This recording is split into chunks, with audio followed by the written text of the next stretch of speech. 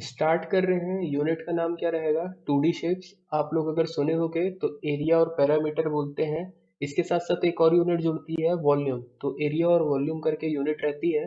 बड़ी यूनिट है, सबसे ज्यादा वैरायटी का क्वेश्चन इसी में आता है। तो पहले दो चीज समझना है, ये 2D शेप और 3D शेप होता क्या है, 2D आकृति या 3D आकृति।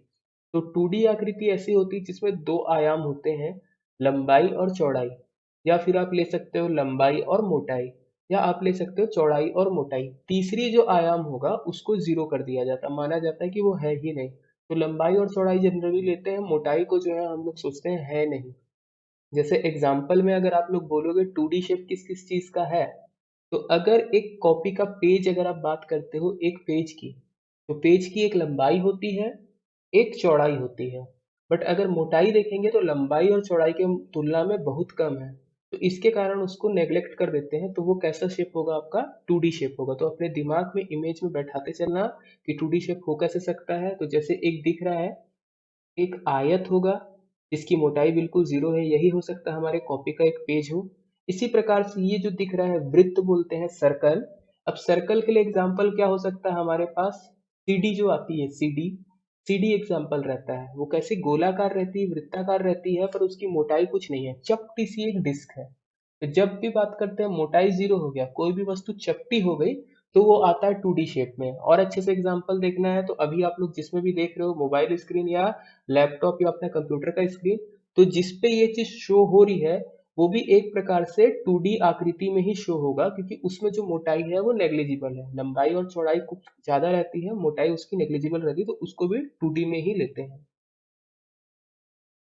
तो सबसे पहला काम रहेगा अलग अलग आकृतियों के बारे में जानना, उनकी प्रॉपर्टी क्या होती है। और बेसिक दो ही चीज जानना रहता है, पेरीमीटर मतलब परिमाप या फिर परिधि क्या है, और दूसरा एरिया क्या है या क्षेत्रफल क्या है। तो आप परिमाप बोलो या परिधि बोलो, पेरीमीटर बोलो चाहे सर्क्यूमफेरेंस बोलो, दोनों का डेफिनेशन लगभग सेम होता है। परिमाप में रहेगा कैसे, सीधी रेखाओं वाली बॉडी के लिए, और जो परिधि होती है हमारी, वो रहता है जो सर्कुलर बॉडी रहती है उसके लिए। तो देखते हैं अलग अलग शेप छोटा छोटा करके, जिस प्रकार से फॉर्मूला बनाऊंगा उसी हिसाब से देखना, आपको भुलाएगा नहीं।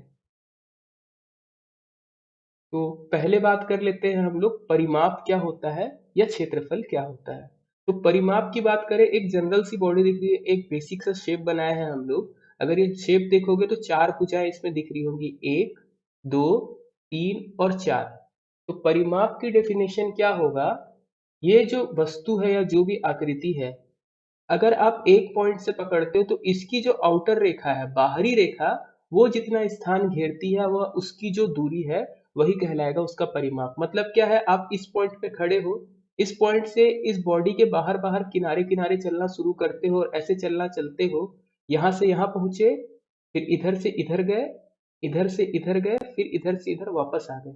अब पूरा एक चक्कर लगाए हो उसकी बाहरी बाउंड्री पे। तो ये जितना भी दूरी काउंट करेगा ये होगा उसका परिमाप। अगर वृत्ताकार रहता तो गोल घूमते, अभी चतुर्भुज में है या आयताकार है तो ऐसे ऐसे हम लोग जा रहे हैं। तो ये हो गया परिमाप। बात करेंगे क्षेत्रफल की, तो क्षेत्रफल किस प्रकार से होगा? ये जो भी बॉडी है, ये इस प्लेन में, 2D में जो भी 2D प्लेन है, ये जो भी प्लेन में कितनी जगह घेरती है। तो जगह घेरने की बात अब देखो, ये यहाँ से शुरू होता है पहली लाइन से लेते हुए, ये पूरा इतना जगह घेरी हुई है। तो किसी भी समतल में कोई वस्तु कितना स्थान घेरती है वो उसका कहलाएगा क्या? क्षेत्रफल। स्टार्ट करते हैं बॉडी से। तो पहली बॉडी हम लोग यही वाली पकड़ेंगे, नाम क्या है इसका? आयत है। आयत की प्रॉपर्टी क्या होती है देखते हैं। तो पहले होगी लंबाई, आमने सामने की जो दोनों भुजाएं होंगी इसकी बराबर होगी। मतलब अगर ये यहाँ से यहाँ L है, तो यहाँ से यहाँ ये भी क्या होगा? L होगा। जितना भी लंबा नीचे वाला रहेगा उतना लंबा ऊपर वाला रहेगा। सेम एक चौड़ाई होगी B, ये वाली भुजा जितनी लंबी होगी, सेम ये वाली भुजा भी इतनी ही लंबी होगी। तो आमने सामने की भुजाएं बराबर होती है आयत में, साथ ही साथ जो दो भुजाएं आपस में जुड़ रही हैं, इन दोनों के बीच में बनेगा 90 अंश का कोण। ये आपस में एक दूसरे के लंबवत रहेंगी, ये बात नहीं भूलना है। अब बात करते हैं परिमाप के लिए फॉर्मूला कैसे बनेगा। तो परिमाप के लिए आप फॉर्मूला कैसे बना सकते हो, वही पॉइंट याद रखना, एक पॉइंट से पकड़ना है और चलते जाना है। तो यहां से यहां गए तो कितना चलेंगे? L, फिर plus B, plus L, plus B। तो 2 बार एल और 2 बार बी, तो परिमाप के लिए इसका फॉर्मूला क्या बनेगा, 2l प्लस 2b। इसको अगर थोड़ा सा और अच्छे से लिखना है तो हम लोग क्या करेंगे, 2 को कॉमन निकाल देते हैं, तो क्या बन जाएगा, 2l प्लस बी। ये हो गई परिमाप की बात। आते हैं क्षेत्रफल। क्षेत्रफल कैसे निकलेगा, तो याद रखना, जब भी कोई आकृति ऐसी रहती है जिसकी दो भुजाएं आपस में 90 अंश का कोण बनाती है तो उसका क्षेत्रफल निकालना सबसे आसान। अगर मैं इस बात करूं लंबाई की, तो यहां से यहां ये क्या है, एल है। अगर बीच में भी कोई एक रेखा पकड़ेंगे तो वहां से वहां वो भी क्या रहेगा, एल। ये भी करते जाएंगे तो क्या होगा, एल। ये भी कितना होगा, एल। ऐसे ऐसे ये बढ़ते जा रहा है, तो L plus L plus L plus L plus L plus L, कितना दूरी तक, बी दूरी तक। तो एल प्लस एल अगर एक बार जोड़ोगे तो क्या इतने में लिखोगे, एक बार अगर जुड़ता तो एल इंटू एक। अगर एल प्लस एल 2 बार होता है तो एल इंटू 2। यहाँ पे कितना हो रहा है, एल प्लस एल बी बार हो रहा है। तो क्या होगा फॉर्मूला क्षेत्रफल का, एल इंटू बी, जिसको हम लोग क्या बोलते हैं, लंबाई इंटू चौड़ाई, या फिर एल इंटू बी। ये हो गया। इसके अलावा जो चीज प्रिंट नहीं हुई है वो बता देता हूँ। इसके विकर्ण होंगे। विकर्ण क्या होते हैं, एक कोने से लेके दूसरे कोने तक की दूरी, या फिर इस आकृति के अंदर सबसे ज्यादा लंबी जो दूरी होगी, जो सबसे ज्यादा लंबी जगह रख सकते हो आप, उसको कहते हैं विकर्ण। तो एक विकर्ण यहाँ से यहाँ बनेगा और एक विकर्ण इधर से इधर बनेगा। आयत के केस में विकर्णों की लंबाई बराबर होगी। जो दो विकर्ण मिलेंगे D1 और D2, वो दोनों आपस में बराबर होंगे, साथ ही साथ एक दूसरे को समद्विभाजित करते होंगे। मतलब क्या, जहां पे दोनों मिलेंगे तो पहला विकर्ण दूसरे विकर्ण को आधा करेगा और दूसरा विकर्ण पहले विकर्ण को आधे में काटेगा। इतना ही आयत में। दूसरे शेप की तरफ बढ़ते हैं। ये है आयत का भाई। आयत का भाई मतलब क्या है, इसकी भी आमने सामने की भुजाएं बराबर होंगी। मतलब क्या है, ये अगर बेस बनाते हैं, आधार, इस बार हम लंबाई चौड़ाई नहीं बोलेंगे, इस बार हम क्या बोलेंगे, आधार, बी फॉर बेस। तो ये वाला आधार जितना बड़ा होगा, सेम टू सेम ऊपर वाला आधार भी उतना ही बड़ा होगा। ऐसे ही जो इसकी बाजू की भुजाएं हैं, ये जो लंबाई होगी इसे हम एल से दर्शा देंगे, तो ये वाला भी कितना होगा, लेफ्ट साइड वाला भी एल। मतलब अगर नीचे वाला बी है तो ऊपर वाला भी बी होगा, राइट वाला एल है तो लेफ्ट वाला भी एल होगा। दिक्कत क्या है, आयत में ये जहां पे दोनों भुजाएं मिलती थी, ये आपस में 90 अंश का कोण बनाती थी। ये जो भुजाएं मिलेंगी आपस में, चारों भुजाएं आपस में 90 अंश का कोण नहीं बनाती। सबसे बड़ा दिक्कत ये हो जाता है इस पे। इसीलिए इसका नाम क्या रख देते हैं हम लोग, समांतर चतुर्भुज। सीधा था 90 डिग्री पे, तो आयत था, 90 डिग्री से थोड़ा सा झुका, अपना डिग्री को बदला, तो नाम बदल गया इसका, क्या, समांतर चतुर्भुज हो गया। और ये किसका भाई है, तो ये है आयत का भाई। प्रॉपर्टी कैसी, आमने सामने की भुजाएं बराबर होंगी। अब चूंकि इनके बीच में हमें पता नहीं है कि इसके बीच में 90 अंश कहाँ है, तो हम एक लाइन खींचेंगे जो इससे 90 अंश के कोण पे बनेगी। और जब भी दो रेखाओं के बीच में यदि कोई भुजा या कोई रेखा उन दोनों को 90 अंश के कोण पे काटती है, तो उसको हम उसकी दूरी बोलते हैं। और यहाँ पे उस दूरी को डिसाइड करने के लिए हम लोग क्या बोलेंगे, उसकी ऊंचाई। तो उसको एक खींच लेते हैं, ये हो गया ऊंचाई। अब देखिए, ये 90 अंश पे नहीं था, ये वाली जो रेखा खींची गई है, ये इसके साथ 90 अंश पे रहेगी, जो दूसरी भुजा ऊपर वाली भुजा तक जाती है। तो यह क्या हो जाएगी, इसकी ऊंचाई। परिमाप पे आते हैं वापस। परिमाप कैसे निकलेगा, तो बी चलेगा, बी के बाद एल चलेगा, फिर से ये वाला बी चलेगा और फिर से एल चलेगा। तो फिर से क्या मिलेगा, 2 बार एल और 2 बार B, 2l plus 2b। Same परिमाप मिला है आयत के जैसे। इसको फिर से अपग्रेड कर देंगे, 2 को कॉमन निकाल देते हैं, तो 2l प्लस बी। ये हो गया हमारा परिमाप। अब बात आती है इसका क्षेत्रफल निकालने की। तो क्षेत्रफल के लिए इस बार कैसे पकड़ना पड़ेगा, 1b, 2b, 3b, 4b, 5b। अब इस समय जब 90 डिग्री पे था तो हम लोग ले लिए थे खड़ी वाली भुजा पे। अब यहाँ पे खड़ी वाली भुजा तो नहीं है, ये आड़ी भुजा है। तो खड़ी वाली भुजा कौन सी है, h। तो b plus B plus B plus B plus B कितने बार जाएगा, h बार। तो क्या फॉर्मूला बनेगा, b into H. B into H, base into height, आधार इंटू ऊंचाई, ये होता है समांतर चतुर्भुज के क्षेत्रफल का फॉर्मूला। आते हैं इसके विकर्णों के बारे में। तो आप देखो, जब ये बॉडी झुकी है आयत के हिसाब से, तो ये वाला डिस्टेंस जो है थोड़ा दूर हो गया है और ये वाला डिस्टेंस जो है पास हो गया है। तो अगर आपसे पूछा जाए कि समांतर चतुर्भुज के विकर्ण आपस में बराबर होते हैं क्या? तो समांतर चतुर्भुज के विकर्ण आपस में बराबर नहीं होते, ये चीज का आप ध्यान रखोगे। इनके तीसरे भाई को लेके आते हैं आगे। तो इनका तीसरा भाई कैसा दिख रहा है? ये एकदम बराबर है, सबसे सीधा। ये भुजा जितनी बड़ी है, ये वाली भी उतनी ही बड़ी है। ये जितनी बड़ी है, ये वाली भी उतनी बड़ी है। इसकी चारों भुजाएं एक बराबर हैं, साथ ही साथ सभी भुजाएं एक दूसरे को 90 अंश के कोण पे काट रही हैं। तो वैसे ही लिख देते हैं हम लोग। चार भुजा थी, चारों भुजा का डायमेंशन कितना हो जाएगा? ए। अब सबकी भुजा है तो एल इंटू भी नहीं बोलेंगे, समान है इसलिए हम क्या बोल दिए? ए। इसके साथ साथ इसके विकर्ण देखेंगे तो एक विकर्ण यहाँ से ऐसे जाएगा और एक यहाँ से ऐसा जाएगा। तो जो दोनों विकर्ण होंगे वो भी बराबर होंगे। तो लिख देते हैं हम लोग D1 हो चाहे D2 हो, उसको हम किससे दर्शा देंगे? D से।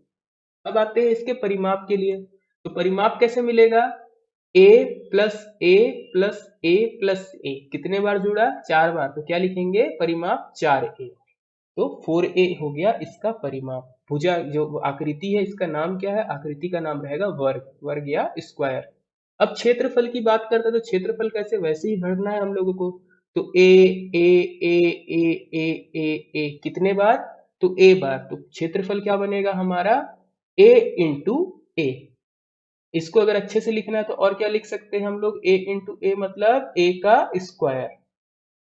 अब अगर आपको देता है, इसके बारे में जानकारी नहीं है कि भुजा कितनी है और आपको बोलता है कि विकर्ण के आधार पे आप इसका क्षेत्रफल बताओ, तो विकर्ण के आधार पे इसके क्षेत्रफल का फॉर्मूला होगा 1/2 डी का स्क्वायर। 1/2 विकर्ण का स्क्वायर।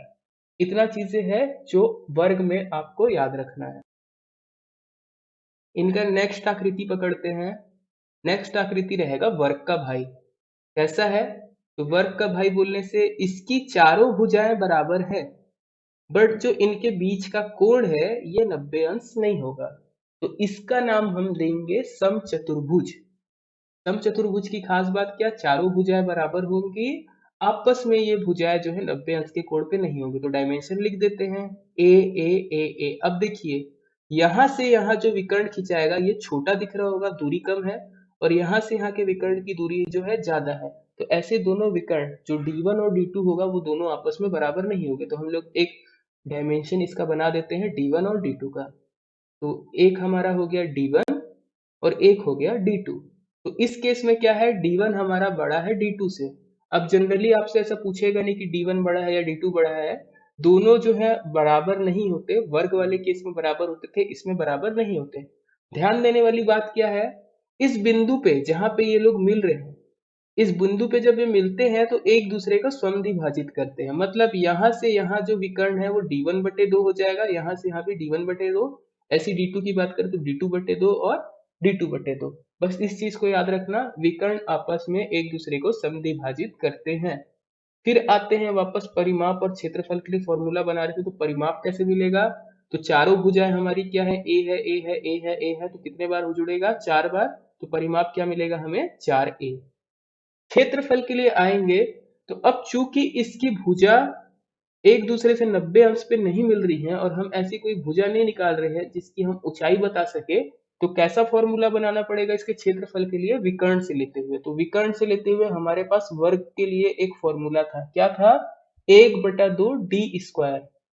यहाँ पे डी स्क्वायर को हम लोग क्या लिख सकते हैं? D into D. D square क्यों हो जाता है? क्योंकि जो वर्ग रहता है, वर्ग के दोनों विकर्ण कैसे रहते हैं? बराबर रहते हैं। इसमें क्या है? दोनों विकर्ण अलग अलग है। तो हम लोग इसका फॉर्मूला कैसे लिख सकते हैं? 1/2 D1 इंटू D2। यही होगा हमारा समचतुर्भुज के क्षेत्रफल के लिए सूत्र। चतुर्भुज का पांचवा भाई लेके आते हैं। अब कैसा दिख रहा है ये चतुर्भुज? दो रेखाएं हैं आपस में समांतर, ऊपर और नीचे वाली रेखाएं आपस में कैसी है? समांतर है। जबकि जो आजू बाजू की रेखाएं राइट और लेफ्ट ये कैसी है? एक दूसरे के लिए प्रतिच्छेद करेंगी। अभी दिख तो नहीं रहा कि प्रतिच्छेद किए हुए हैं, आगे इन फ्यूचर ये दोनों झुकी हुई हैं, तो आगे जाके इधर कहीं ऊपर पे ये दोनों मिलेंगी। तो एक चतुर्भुज ऐसा बनता है जिसमें दो रेखाएं समांतर होती है और दो रेखाएं प्रतिच्छेदी होती है। इनका नाम हम क्या बोलेंगे इस चतुर्भुज का? इस चतुर्भुज का नाम होगा समलंब चतुर्भुज। ओके। तो डायमेंशन की अगर बात करें तो दिख रहा है समांतर भुजाएं हैं, तो एक बड़ी दिख रही है और एक छोटी दिख रही है। तो वैसे ही हम लोग नाम रख देते हैं B1 इस वाली भुजा का नाम हम रख देते हैं L1, ऊपर वाली का नाम रख देते हैं B2 और लेफ्ट वाली का नाम रख देते हैं L2। चारों भुजाओं का अलग अलग नाम दे दिए क्योंकि डायमेंशन अलग अलग हो सकता है। इसमें ध्यान रखना ये जो आमने सामने की भुजा है प्रतिच्छेद करने वाली ये बराबर होगी। अब हम लोग क्या करते हैं, इसके परिमाप पे आते हैं। परिमाप के लिए फॉर्मूला क्या बनेगा, तो जोड़ देंगे b1 plus L1 plus बी2 plus L two, लिख देते हैं b1 plus L1 plus बी2 plus L two. अब अगर L1 और L2 बराबर है तो क्या बन जाएगा, B1 plus B2 plus 2L। तो उतना कंफ्यूज ना हो इसलिए सीधा सीधा लिख दिया। अब आते हैं क्षेत्रफल के लिए। तो क्षेत्रफल का फॉर्मूला क्या होगा इसका देखते हैं, 1/2 समांतर भुजाओं का योग इंटू ऊंचाई। अब ये ऊंचाई क्या है, तो ऊंचाई जैसे हम लोग बात कर रहे थे, जो भी दो समांतर रेखाओं या दो भुजाओं के बीच की लंबवत दूरी होती है वही कहलाती है ऊंचाई। तो ऊंचाई को ट्रेस कर लेते हैं हम लोग। ये यहाँ से यहाँ की जो दूरी है लंबवत, देखो इस बॉडी पे भी 90 डिग्री पे है और इस वाले फेस पे भी ये 90 डिग्री पे आ रहा है। इस भुजा पे भी 90 अंश का कोण बनाता है, इस पे भी 90 अंश का कोण बनाता है। तो ये क्या कहलाएगा, इसकी ऊंचाई। अगर ऐसे याद नहीं होता और ये डायग्राम से लिखना है फॉर्मूला तो कैसे लिखोगे, 1/2 B1 plus B2 into H. Question है, एक आयताकार कालीन का क्षेत्रफल 120 वर्ग मीटर है जबकि इसका परिमाप 46 मीटर है, इसके विकर्ण की माप कितनी होगी। ओके, तो सबसे पहले क्या करते हैं, एक आयताकार कालीन बनाते हैं। ये कालीन बन गया हमारा। अब इसमें हमें क्या लंबाई पता है, नहीं पता तो लिख देते हैं लंबाई को कितना L। ऐसी चौड़ाई नहीं पता तो चौड़ाई को लिख देते हैं D। हमें निकालना क्या है विकर्ण, तो विकर्ण को लिख देते हैं D। आगे बढ़ते हैं, दिया क्या है, आयत का क्षेत्रफल कितना 120, और इसको हम कैसे लिख सकते हैं, L इंटू बी बराबर 120। साथ ही साथ क्या दिया है, आयत का परिमाप कितना 46। तो परिमाप का फॉर्मूला क्या होगा, 2L प्लस बी बराबर कितना 46। तो L प्लस बी हमें कितना मिलेगा, 46/2 मतलब 23। ओके, अब हमारे पास दो इक्वेशन आ गई है, L प्लस बी और L into B. L plus B बराबर 23 और L इंटू बी बराबर 120। तो हम लोग क्या करेंगे, पहले वाली इक्वेशन को पकड़ते हैं, L प्लस बी बराबर 23, और इसको चेंज कर देते हैं L बराबर 23 माइनस बी। अब इस L बराबर 23 माइनस बी को नीचे वाली इक्वेशन में रख देंगे। तो नीचे वाली इक्वेशन कैसे बनेगी, 23 माइनस बी इंटू बी बराबर 120। L की जगह पे हम क्या पुट कर दिए, 23 माइनस बी। अब इस कोष्टक के अंदर b को मल्टीप्लाई करते हैं तो क्या मिलेगा, 23b माइनस बी स्क्वायर बराबर 120। सभी चीज को एक तरफ पक्षांतर कर देंगे और एक क्वाड्रेटिक इक्वेशन बनाएंगे। तो इक्वेशन कैसी बनेगी, शून्य बराबर B square minus 23b plus 120। अब इसको सॉल्व करना है। ऐसी कोई संख्या सोचनी है जिसको जोड़ने या घटाने पे -23 आए और गुणा करने पे 120 आए। तो वो संख्या क्या होगी, 15 और 8। 15 और 8 को जोड़ोगे तो 23 आएगा और 15 अट्ठे 120। तो इक्वेशन को रीराइट करते हैं, कैसे लिखेंगे, 0 बराबर B square minus 15b minus 8b plus 120। अब क्या करेंगे, पहले वाला जो सेक्शन है पहला दो बी स्क्वायर माइनस 15b, इसको एक इसमें से b कॉमन निकालेंगे और 8b और 120 में से 15 कॉमन निकालेंगे। तो कैसे चलेगा, 0 बराबर b minus 15 minus 8 b minus 15, ऐसे हो जाएगा। अब कैसे लिख सकते हैं हम इसको, b माइनस 15 बराबर 0, साथ ही साथ b माइनस 8 बराबर 0। अब हमें यहाँ से दो आंसर मिलेगा, b बराबर या तो हमारा होगा 15 या b बराबर होगा हमारा 8। दो आंसर कभी भी क्वाड्रेटिक इक्वेशन होती है तो दो आंसर मिलते हैं, b बराबर या तो 15 या तो b बराबर 8। अब इसमें से b का कोई एक मान हमें वापस ऊपर वाले इक्वेशन में रखना है। कौन से वाले में, तो ये वाले में, L बराबर 23 माइनस बी पे हम क्या करते हैं, b बराबर हम रख देते हैं 15। तो यहाँ से हमें L कितना मिलेगा, 23 माइनस 15 मतलब L कितना मिलेगा 8। तो L और B का मान हमें मिल गया, उसको पुट कर देते हैं। तो B बराबर 15, L बराबर 8 और हमें निकालना क्या है D। तो एक त्रिभुज हाईलाइट हो गया है, वही त्रिभुज को हम लोग नीचे ले आते हैं। कैसे काम करेंगे, फिर से दिख रहा है, समकोण त्रिभुज है, पाइथागोरस प्रमेय लगेगा। पाइथागोरस प्रमेय कैसे लगेगा, डी स्क्वायर बराबर 15 का स्क्वायर प्लस 8 का स्क्वायर, वैल्यू पुट करते हैं, डी स्क्वायर बराबर 225 प्लस 64। तो डी स्क्वायर बराबर कितना होगा, 289। अब 289 का वर्गमूल निकालेंगे तो डी का मान मिल जाएगा। तो डी का मान कितना होगा, 17। ये होगा हमारा फाइनल आंसर। उस विकर्ण का माप कितना होगा, 17 सेंटीमीटर। या 17 मीटर, जो भी यूनिट थी उसके हिसाब से। क्वेश्चन है, एक आयत का विकर्ण 25 सेंटीमीटर और लंबाई 20 सेंटीमीटर है, आयत का क्षेत्रफल ज्ञात कीजिए। तो सबसे पहले एक आयत बना लेते हैं हम लोग। क्या क्या दिया है? विकर्ण, तो d बराबर 25 सेंटीमीटर और लंबाई दी है हमारे पास कितनी? l बराबर 20 सेंटीमीटर। चौड़ाई के बारे में हमें कोई जानकारी नहीं है, तो b बराबर क्वेश्चन मार्क। अब ये चौड़ाई कैसे निकालेंगे? तो हमें इस त्रिभुज पे फोकस करना पड़ेगा। हाईलाइट कर दिए, इसको साइड में ले लेते हैं। अब ये त्रिभुज जो दिख रहा है, चूंकि दोनों भुजाएं 90 डिग्री के कोण पे रहती है, समकोण त्रिभुज है, तो पाइथागोरस थ्योरम लगेगा। तो पाइथागोरस थ्योरम कैसे लगेगा? डी का स्क्वायर बराबर बी का स्क्वायर प्लस एल का स्क्वायर। कैसे आया? कर्ण का वर्ग बराबर आधार का वर्ग धन लंब का वर्ग। तो डी का स्क्वायर मतलब 25 का स्क्वायर बराबर बी का स्क्वायर प्लस 20 का स्क्वायर। स्क्वायर की वैल्यू पुट करते हैं तो बी स्क्वायर बराबर कितना हो जाएगा? 625 माइनस 400। बी स्क्वायर कितना मिलेगा? 225। तो b का मान कितना आएगा हमारे पास? 15। तो वापस पुट कर देते हैं एरिया के लिए l इंटू बी। एल और b हमारे पास है, तो 20 इंटू 15 कितना मिलेगा? 20 इंटू 15 बराबर 300 सेंटीमीटर स्क्वायर। ये होगा हमारा फाइनल आंसर। क्वेश्चन है, एक आयताकार खेत की लंबाई और चौड़ाई में 3:2 का अनुपात है। यदि खेत का परिमाप 100 हो तो उसकी लंबाई ज्ञात कीजिए। कैसे करेंगे? एक आयताकार खेत बना लेते हैं, हरा वाला। अब लंबाई और चौड़ाई का अनुपात 3:2 दिया है, तो हम लोग लंबाई मान लेते हैं कितनी है? 3x। तो चौड़ाई कितनी हो जाएगी? 2x। अब दिया क्या है? परिमाप, तो लिख देते हैं परिमाप कितना है आयत का? 100। अब परिमाप का फॉर्मूला क्या होता है? 2l plus B. तो वही हो जाएगा 2 इंटू एल प्लस बी बराबर 100। अब l और b की वैल्यू पुट कर देते हैं, तो 2 इंटू 3x प्लस 2x बराबर 100। तो 3x प्लस 2x बराबर कितना मिलेगा? 50। तो 5x बराबर हमें मिलता है 50। तो x का मान कितना होगा? 50/5 मतलब 10। अब यहाँ से हमें निकालना क्या है? लंबाई। तो लंबाई के लिए क्या करेंगे हम लोग? 3x। 3x बराबर 10 इंटू 3। तो 3x का मान कितना मिलेगा हमें? 30। और यही होगा हमारा फाइनल आंसर लंबाई के लिए। क्वेश्चन बोल रहा है, किसी आयत का परिमाप 56 सेंटीमीटर, लंबाई 5 सेंटीमीटर है, तो आयत का क्षेत्रफल ज्ञात कीजिए। तो सबसे पहले क्या करते हैं हम लोग? आयत एक बना लेते हैं। अब आयत में क्या क्या चीजें दी है वो देख लेते हैं। तो लंबाई दी है कितनी हमारे पास? 5। एल बराबर 5 रख दिए। चौड़ाई हमें नहीं दी है, तो बी बराबर हम लोग क्या करते हैं? Question mark. इसके बाद क्या चीज दिया हुआ है? परिमाप कितना है? 56 सेंटीमीटर। तो आयत का परिमाप का फॉर्मूला लिख देते हैं, 2 इंटू एल प्लस बी। ये कितना होगा? 56 के बराबर। तो यहाँ से l प्लस बी कितना मिलेगा हमें? 56/2। तो l प्लस बी की वैल्यू कितनी आएगी? 28। अब क्या करेंगे हम लोग?